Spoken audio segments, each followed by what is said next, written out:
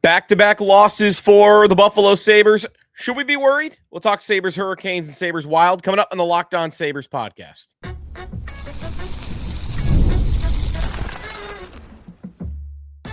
Your Locked On Sabres, your daily podcast on the Buffalo Sabres.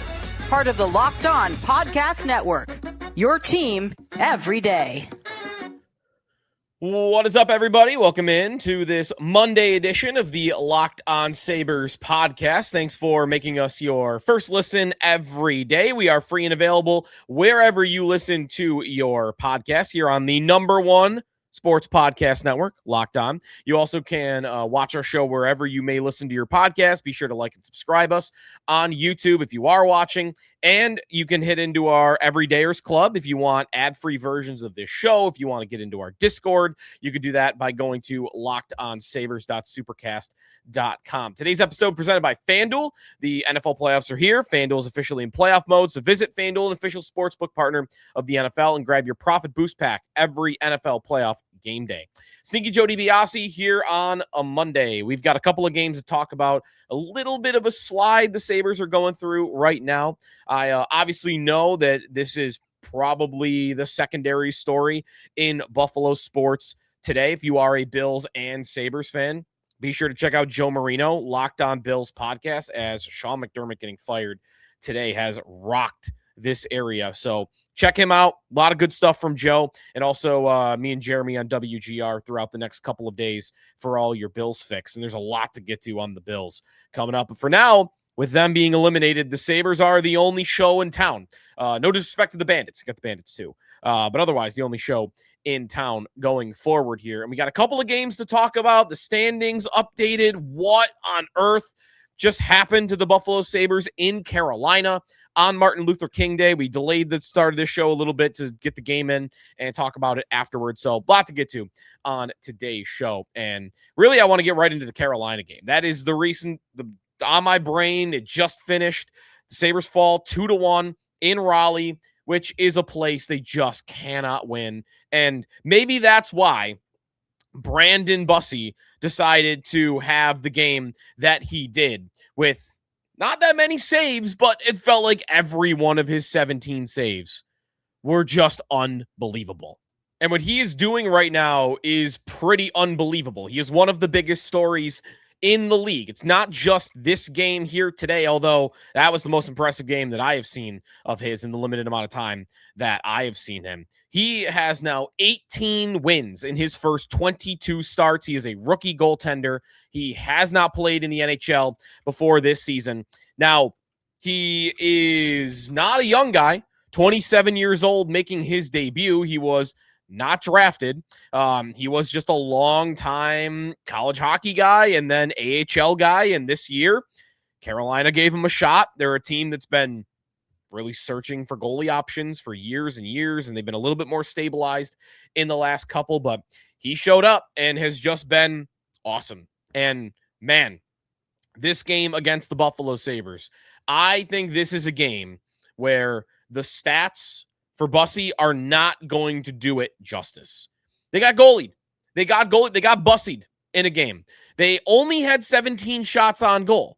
And again, that is where you're going to look at the numbers and say, really, how good was he? The expected goals even in this game in total for the Sabres were 1.9. Like, that's not an insane game statistically.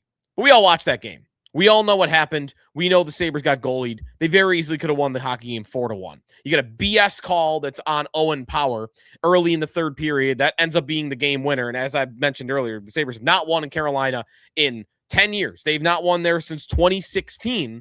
And the voodoo magic was with Bussi in this one. The save he makes on Tage Thompson in the second period, a bit of a give and go between Tage and it would have been Doan, I believe, who was the other man that was in front of the net.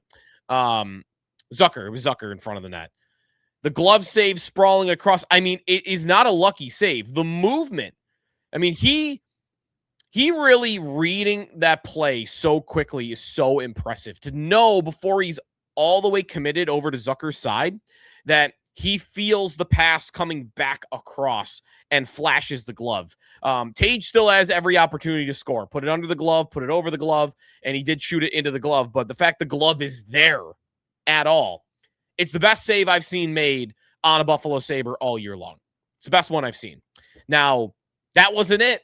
He made a bunch of other point-blank saves. He interrupted the play where Tage comes across the front of the net, and he tries to slide it on the other side. The sequence at the end of the game, man, I was not expecting them to get another scoring chance. Talk about Carolina, the way they play the sport, which drives me nuts in the regular season especially. But you've got a team that is shutting you down, not really letting you have many opportunities, especially in the middle of the ice. They're keeping everything to the wall. And there's the puck. Final minute of the third. Pinned against the boards for what it felt like 45 seconds. It might have only been like 15, 20 seconds, but it's pinned there, not coming free. Then it does, and it shoots right out to Tage, the guy you'd want with the puck, one-on-one with the goaltender. Another opportunity to tie the hockey game, and he is saved point blank by Bussi.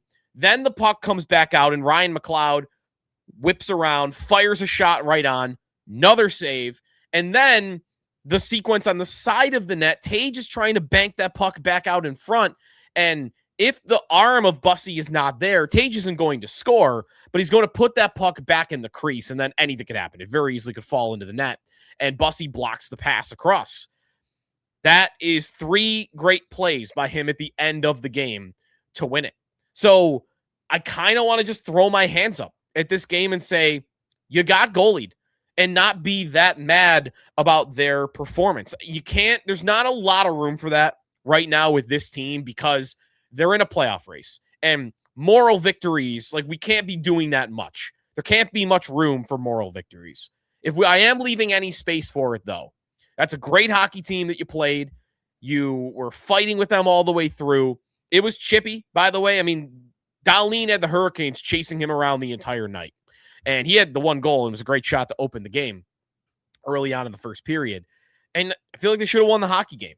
And we'll get to that about like kind of the last 5 games here. I still feel like they're playing well. And I didn't think they were that far off the Hurricanes. The Hurricanes are a better team.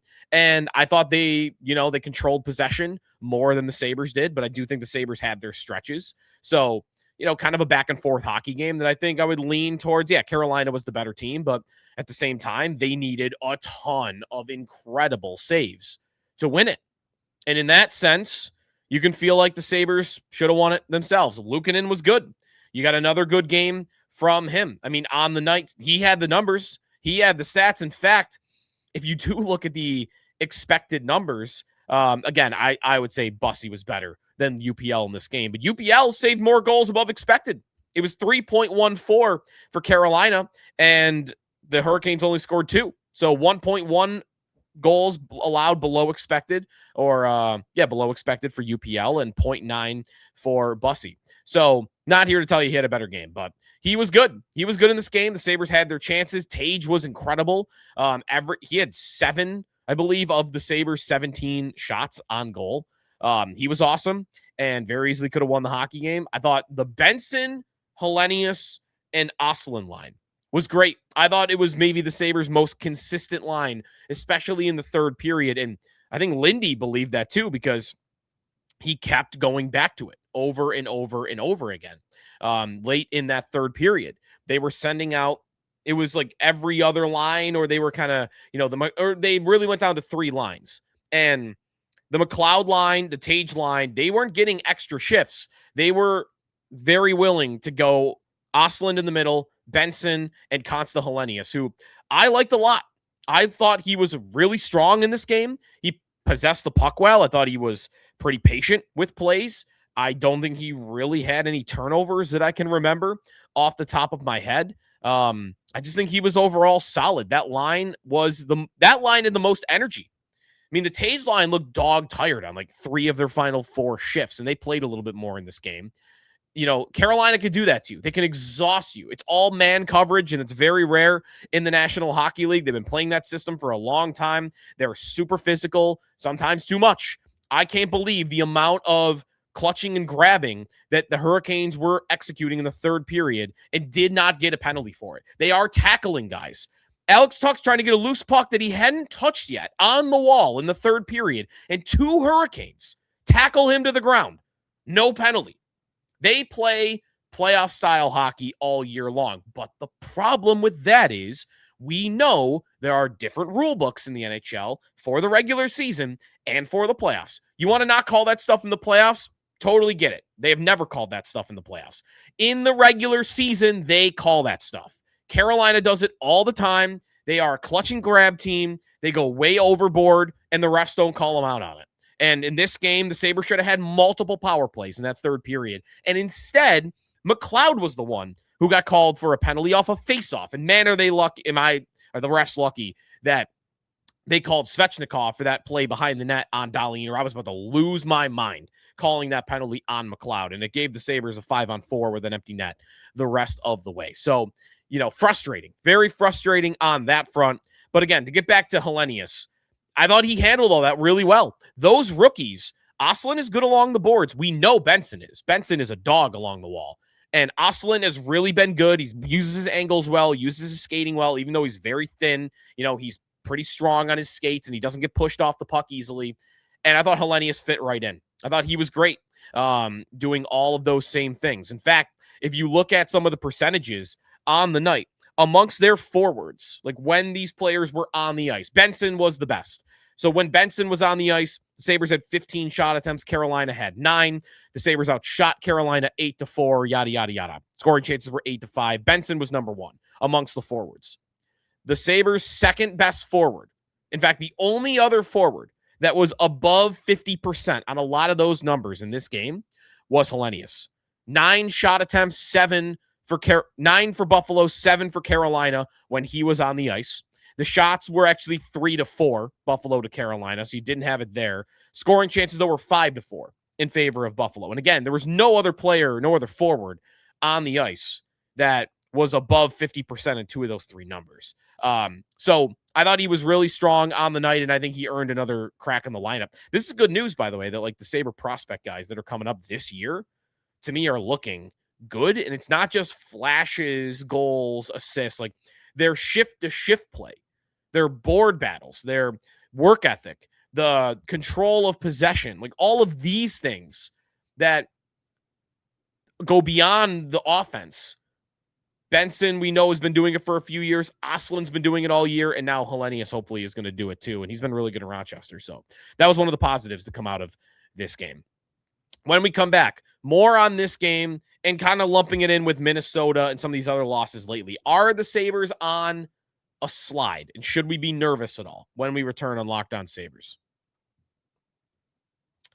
Today's episode of Locked On Sabres is presented by FanDuel Sportsbook. FanDuel is officially in playoff mode. Every game day during the NFL playoffs, FanDuel is giving customers even more ways to get in on the action. With Buffalo dropping out in the playoffs, maybe you love football and you're just demoralized by it. Maybe you need just a little something extra to get you to the television to enjoy these games. And right now, every NFL playoff game day, FanDuel users get a profit boost pack waiting for them inside the app. Each game day, you'll see a pack loaded with multiple profit boosts you can apply to the bets that you like the most. The boost will give you more juice on the bets that you already like instead of forcing you to bet on something new. So open that profit boost pack first thing on a game day, see what boost you want to apply, make your picks, then apply your profit boost. That'll go to make even bigger payouts while the playoffs are rolling. So visit FanDuel, official sportsbook partner of the NFL. Grab your profit boost pack every NFL playoff game day. Sneaky Joe DiBiase back here on the Locked On Sabres podcast. We're talking Sabres falling to the Carolina Hurricanes by a score of 2-1. And of course, they did also fall to the Minnesota Wild over the weekend. Now, that game was in overtime. They got a point out of that one. Peyton Krebs taking a penalty, end of the game, super frustrating. And Minnesota's able to capitalize on a winner in overtime. Very, very quick commentary on that game because I know it happened a couple of days ago. I thought the Sabres did a poor job changing at the end of that power play. They had been doing really well.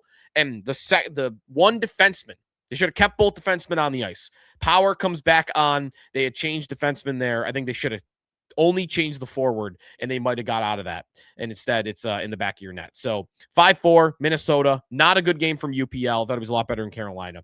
So now you look at it. You lost to Florida, beat Philly and Montreal. You lost to Minnesota in OT, and then you lost to Carolina. They've now lost 3 of 5. 5 points out of a possible 10 in that stretch. Should we be nervous at all? And I am leaning towards no. And here's why. Now, I don't think you can make excuses for them all year. They're going to play a lot of good teams along the way. Eventually, they'll play Florida again. In fact, they play Florida a couple more times. They will play Tampa multiple times. I don't think they've seen Tampa yet this year. So you have all your meetings left with the Lightning. They will play Vegas eventually. In fact, they'll play Vegas twice. They're going to play good teams. You can't just lose all of those ones and throw your hands up and say, well, it was a great team. What are you going to do? This team is supposed to be almost on those teams' level. That's how they've played. And they're close in these games. And that is why I'm not in panic mode at all. Am I a little nervous? Maybe a little bit. But I'm not going too far in that direction because look at the 3 losses are 2, and look what the score of the games were. They lost to Florida, Stanley Cup champions. Now they're not having the best year. They also got pummeled by Carolina, like 9-1 the next night or a couple nights later. But you lost a close game, 4-3, to a veteran Florida team. That's not that bad a loss. You lost to Minnesota in overtime. Minnesota's a great team. They're going to the playoffs. They know they're going to the playoffs. They already know who they're playing. Like, they're locked in. They got talent all over the place. You lost to them in overtime. Okay. Not a horrific performance. You lost in Carolina, and you did so getting goalied in Carolina on the road. That's a great team. That's a perennial playoff team that wins rounds almost every single year. Not that bad. All of those losses, Florida, Minnesota, Carolina, by 1 goal.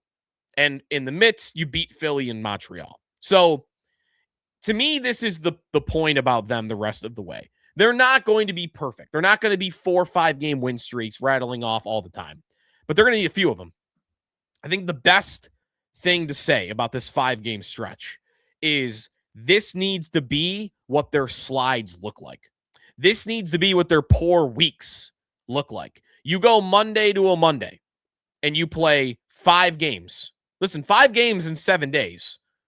Like, 5 games in 8 days, really, I guess, is the way you want to do it. They played Monday, Wednesday, Thursday, Saturday, Monday. So you had last Tuesday, you had Friday and Sunday off in that stretch. 500 hockey, 5 points in 10 in out of possible 10. That needs to be what your poor week looks like. There can't be weeks where you end up losing 4 out of 5 and you get 2 out of 10. That can't happen. 5 out of 10 needs to be the worst they do if they're going to be a playoff team the rest of the way. And the other thing is when you have a stretch like that, you need to respond immediately. You need to get some wins in the bank as soon as you go on the road. And that's what's happening right now. That was the first game of a 5-game road trip. And we'll get to what's next. You got to bounce back. You cannot keep going 1 win, 1 loss. 500 hockey will not get them to the playoffs. So, again, during this stretch, I think they've played well. I think they played well against Florida. I think they played decently well against Minnesota. I think Minnesota actually, funny enough, that's the game they got a point of these 3 losses. I think that might be the game I thought they played the worst in. And Carolina, I thought they did enough to win the hockey game. They just got goalied. So, these are good signs. And everybody you're seeing enter the lineup that's young, mentioned Hellenius, are giving you good signs. We'll talk more about trades coming up. I think one thing that is a little bit nervy right now about the way their lineup is constructed, it's not forward. Forward, I mean, Josh Norris, who is now week to week, by the way, like he exits the lineup, and all it proves is the Sabres have a ton of depth. Kulik's not even in right now. I forget Justin Danforth is even on the team, right? Like, and Greenway is doing this maintenance thing. He's not in the lineup, and Norris is out. And look at the forward depth. It's going to be, if they ever get fully healthy, we're going to have to really figure out and sit down who is going to not be in the lineup because there'll have to be some tough decisions made. Like, their forward group is great depth-wise. Defense, they're relying a little heavily on only 4 guys right now. And this Carolina game, and there have been other games in this 5-game stretch, were the case. We're seeing a lot of evidence that Lindy doesn't, I mean, they're not getting terrible play, I feel like, from their third pair, but they're definitively their third pair by a lot. And in this game against Carolina, Samuelson played 27 minutes and 33 seconds. Dahlin played 25 minutes and 3 seconds. Byram played 25 minutes and 1 second. Power played 22 minutes and 7 seconds. Metza, Bryson both played 8:41 and 8:00. 8 minutes of ice time for Bryson, 8:41 for Metza. You're rolling 4 defensemen. And maybe the trade that Jarmo needs to make, I've mentioned power play specialist has been my idea. Maybe you want to go a center because you're afraid of Norris's injury problems. You don't want to be too reliant on rookies like Oslin. But right now, the other area that I could see them making a move on, and this one could be a cheap trade, is you got to get a 5th and 6th defenseman that you can rely upon. Because Kesselring is in and out of the lineup. He doesn't play in this game. Maybe they're doing a maintenance thing. You know, we know he's dealt with injuries all year. And Connor Timmins, broken leg, like he's not coming back. So if you want to have any semblance of a third pair that you can rely upon in any game, again, I think Bryson and Metza have done the best they can, but they're small. And in a game like that, against an opponent like that, they kind of get pushed out of the game plan. And then you are relying a lot on your other guys. Do you want to have options? Do you want to go trade a 3rd-round pick for a guy that could play 14 to 16 minutes a night on the blue line? I think that is an idea that they should be considering. And hopefully Kesselring gets healthy, and then you have a really deep blue line to go along with your really deep forward group. So the only thing I'm not loving right now is that. Because I don't know if Samuelson will make it. You know, knock on wood. He's been awesome. And he's been healthy all year. He's been physical all year. But we know he's got an injury history. And to play him 27 minutes a night, I don't know if that's gonna sustain itself. Dahlin looks exhausted in these games. Like, they got to get some help. All right, that's going to do it for this segment. When we come back, we'll take a look at what is next. And they have some winnable road games coming up and a big one in the division. That's when we return on Locked On Sabres. Today's episode of Locked On Sabres is presented by Indeed. If you have ever hired someone who looked good on paper but wasn't the right fit, you know how important that is. When you want candidates who truly match what you're looking for, trust Indeed sponsored jobs. If you're hiring, Indeed is all you need. Stop struggling to get your job post seen on the other sites. Indeed sponsored jobs will put your post at the top of the page. It'll help you reach the right candidates a lot faster. Instead of struggling to get your job post seen, Indeed sponsored jobs will help your listing stand out and reach quality candidates a lot faster. Sponsored jobs boost your post to the people who are the best match for your role, and that makes a real difference. According to Indeed data, sponsored job posts directly on Indeed are 90% more likely to report a hire than the non-sponsored jobs. Spend more time interviewing candidates who are checking all the boxes with less stress, less time, and more results using Indeed sponsored jobs. Listeners of this show get a $75 sponsored job credit to help give your job the premium placement that it deserves at Indeed.com/locked on. Just go to Indeed.com/locked on right now. Support the show by saying you heard about Indeed on this podcast. Terms and conditions apply. Hiring, do the right way with Indeed.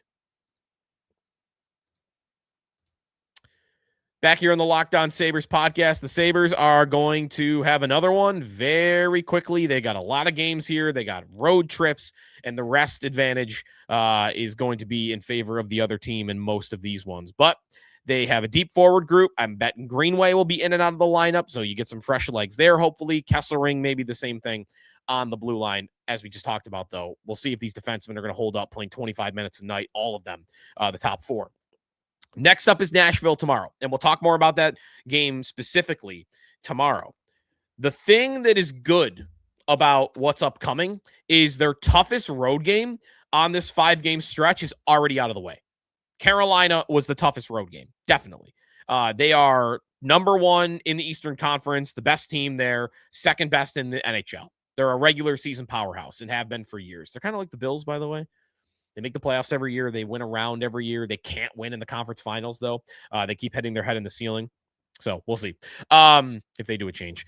The next toughest game you've got is a big one head-to-head. And that's not tomorrow against Nashville. Nashville's bad. 50 points, 23, 21, and 4. Now, they are only 1 point out of a playoff spot, but a lot of that is because the West is really down this year. They're a minus 23 goal differential. Like, that's not a very good hockey team over there in Nashville. So you have them next, and then you have 3 teams in the East that are not Carolina, but they're big for head-to-head. Montreal. Another meeting with Montreal. You beat them in your own building. You are still hanging around. If you look at the standings right now, Sabres in the second wild card position by points percentage to the first wild card position, and they are 4 points back of the Canadiens with 1 game in hand. So you're still hanging around there. You're within striking distance of that third wild card spot in the Atlantic. If you win your head-to-head against them, who knows? Maybe by the end of the week, you could be in that spot. That's Thursday. Saturday against the Islanders. Another head-to-head. You've got East races between the Metro and the Islanders sit with 57 points, which is the same amount, by the way, as the Sabres. The Metro's been down lately. So if they were to fall out of a spot, you want to stay ahead of them. That's a big game. Not as big as Montreal, but a big game. And a team that I think the Sabres are better than. So I like that one. And then Toronto, who've been all over the place this year. Terrible start. Way better as of late, and that's a big head-to-head game. They are 1 point behind the Sabres with the same amount of games played. So 3 big games after this one Nashville's definitely not West Coast, Western Conference opponent in the Predators. You get through that one, hopefully with a win, and then 3 massive matchups after that.